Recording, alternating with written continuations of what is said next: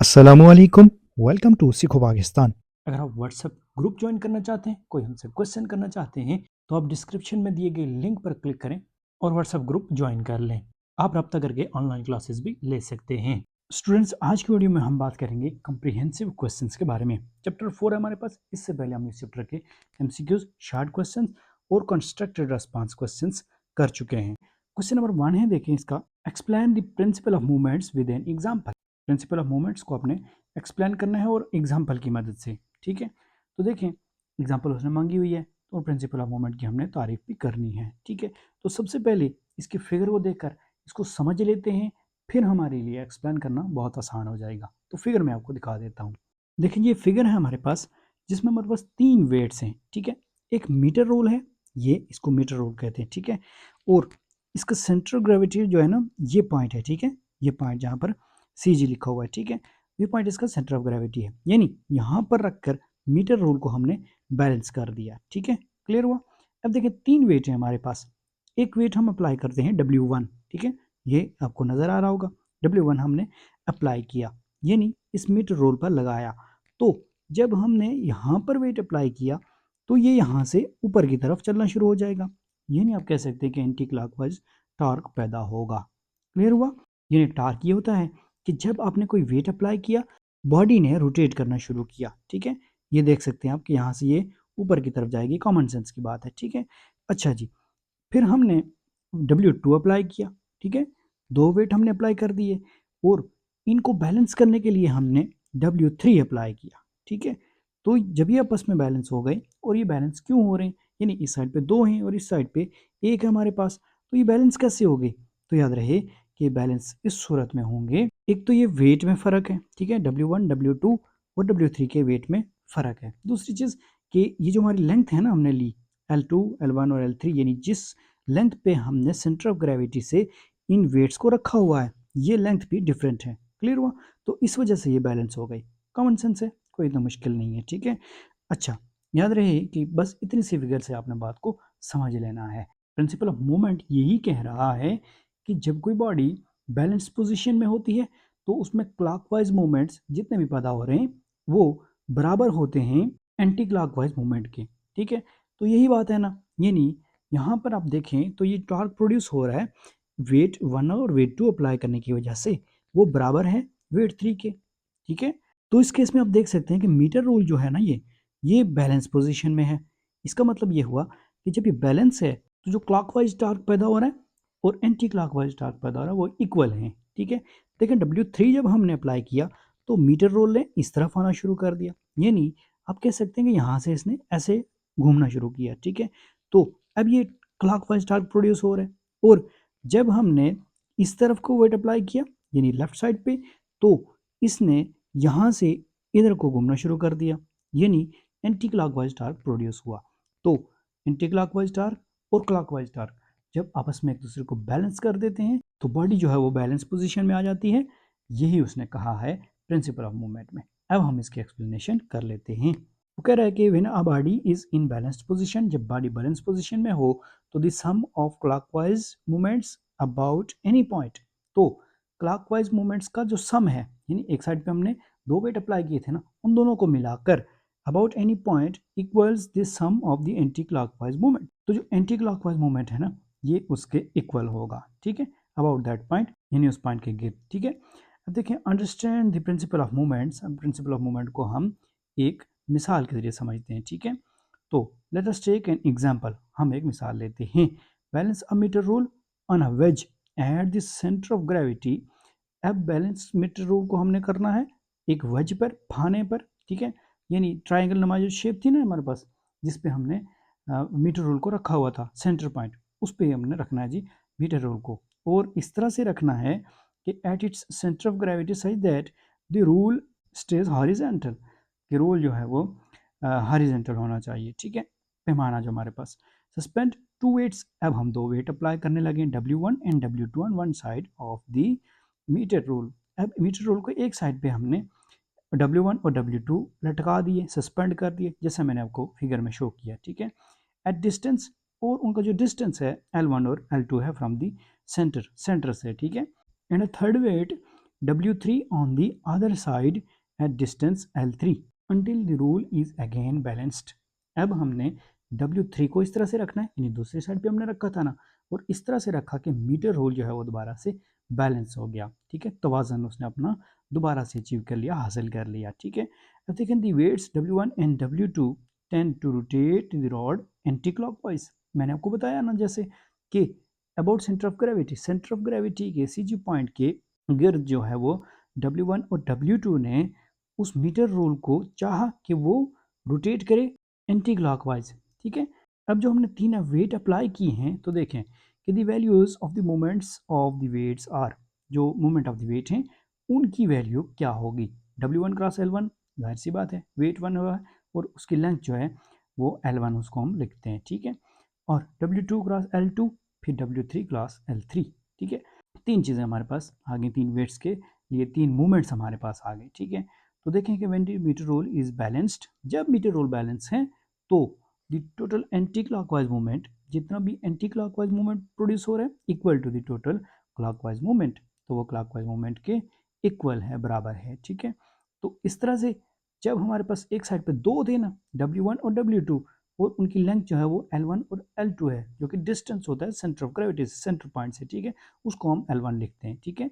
और W1 cross L1 plus W2 cross L2 equal to W3 cross L3, ये तीसरे के इक्वल हुआ, इक्वल है ना, यानी क्योंकि मीटर रोल बैलेंस में तो इट मीन्स कि ये उसके इक्वल है।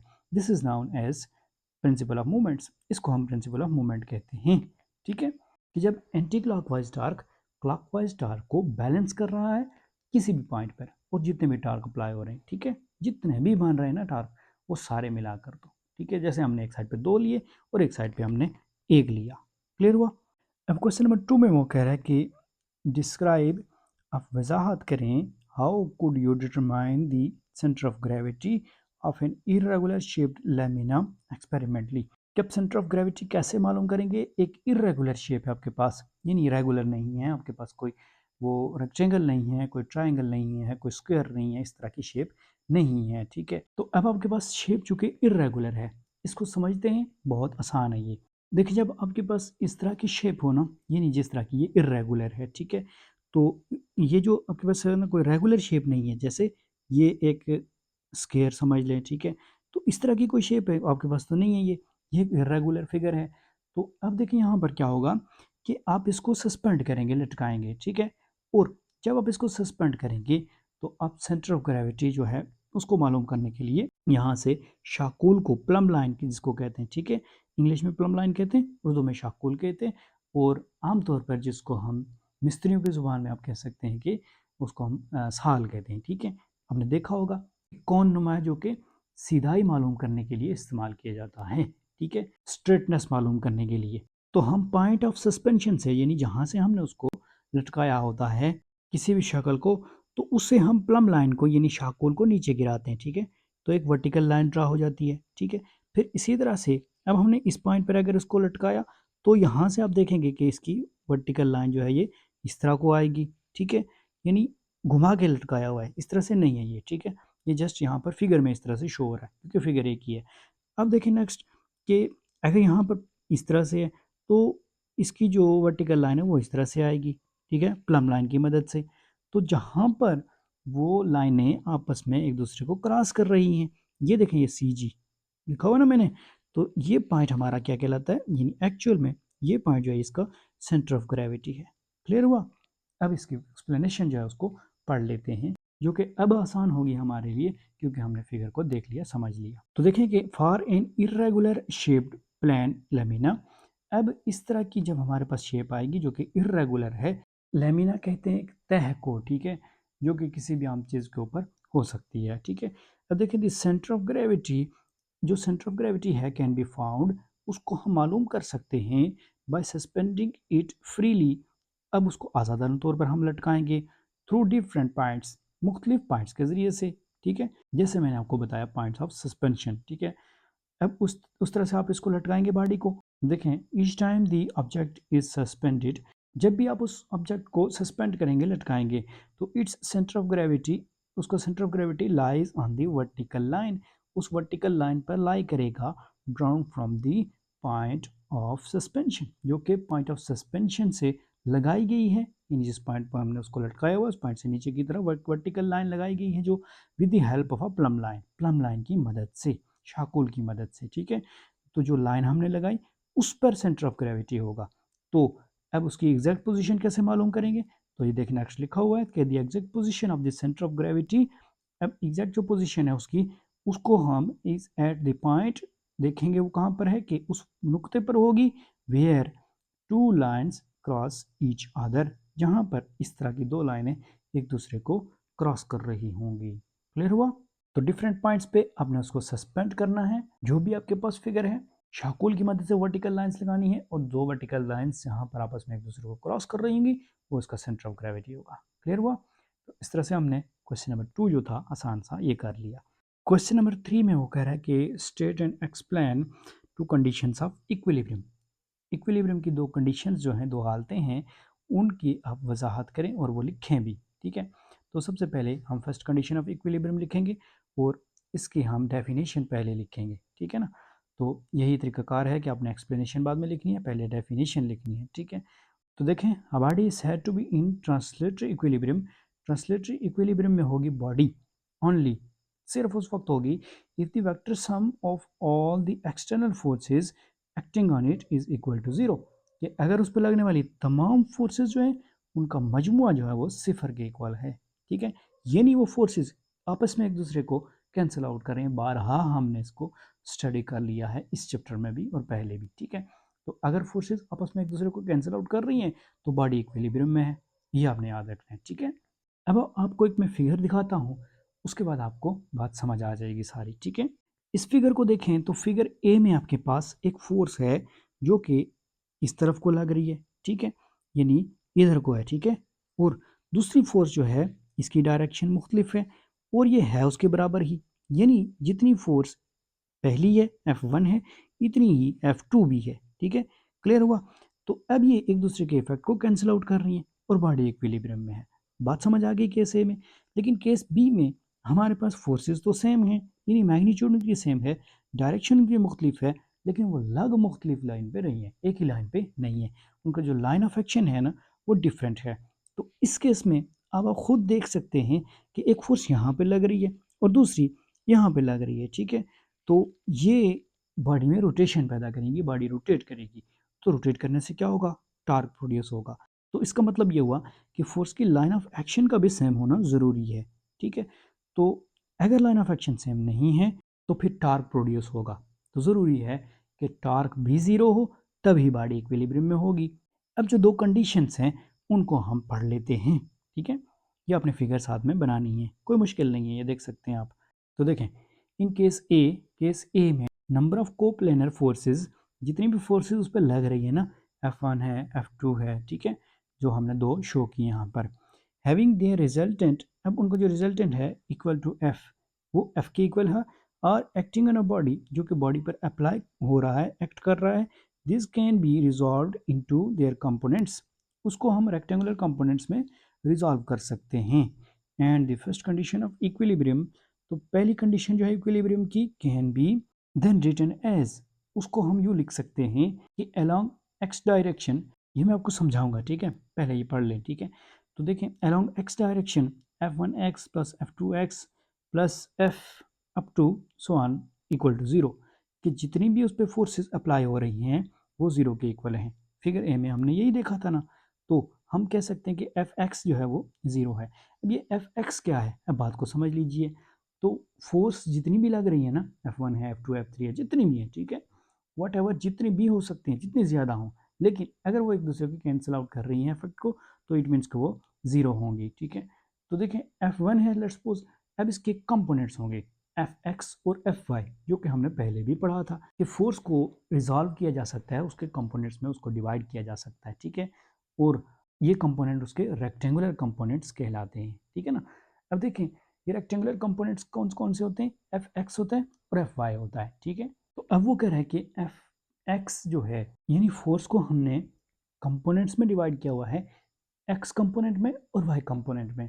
अब उसके एक्स कंपोनेंट का मजमुआ भी सिफर होना चाहिए और वाई कंपोनेंट का मजमुआ भी सिफर होना चाहिए, तभी जाकर वो फोर्सेज एक दूसरे को कैंसिल आउट करेंगी और नतीजे के तौर पर बॉडी इक्विलिब्रियम में होगी। ठीक है, अब देखें अलॉन्ग वाई डायरेक्शन में अब F1y है plus F2y up to F, यानी जितनी भी फोर्सेज लग रही हैं up to so on equal to zero, ये भी जीरो के इक्वल हैं, तो इट मीन्स के Fy equal to zero, summation of y यानी जो y कंपोनेंट है उसका समेशन भी जीरो के इक्वल है। ठीक है, तो इस तरह से ये first condition of equilibrium satisfy होगी। ठीक है, अब सेकंड कंडीशन ऑफ इक्विलिब्रियम देखें, इसमें वो कह रहा है कि the vector sum of all the torques acting on a body about any point must be zero, किसी भी पॉइंट पर लगने वाले टार्क्स का जो मजमुआ है वो भी जीरो होना चाहिए। पहले हमने कहा फोर्सेस का मजमुआ जीरो होना चाहिए फर्स्ट कंडीशन में, अब दूसरी में हम कह रहे हैं कि बॉडी इक्विलिब्रियम में तब होगी जब उसके ऊपर अप्लाई होने वाली टॉर्क्स, उस पर लगने वाली टॉर्क का मजमुआ भी सिफर होगा।